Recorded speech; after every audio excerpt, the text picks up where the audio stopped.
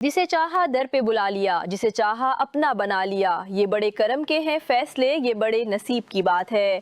Pakistan press club London के वफ्द की अहम कारोबारी शख्सियात के हमरा एंकर पर्सन और STN उर्दू UK के मीडिया हेड मियां फरूख शमसी के घर आमद।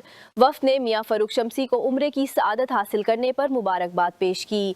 मियां फरूख शमसी फैमिली के हमरा उम्रा की सआदत हासिल करके गुज़श्ता दिनों लंदन वापस पहुंचे थे। वफ्द में पाकिस्तान प्रेस क्लब लंदन के सीनियर नायब सदर चौधरी तबरेज औरा, जॉइंट सेक्रेटरी सगीर भट्टी, फ्लेवर्स पेरी पेरी चिकन के CEO मलिक अताल्ला गंजीरा, गर्ल 7 किंग्स के CEO चौधरी गुलाम रसूल और मुशीर सदर आज़ाद कश्मीर चौधरी दिलपजीर शामिल थे।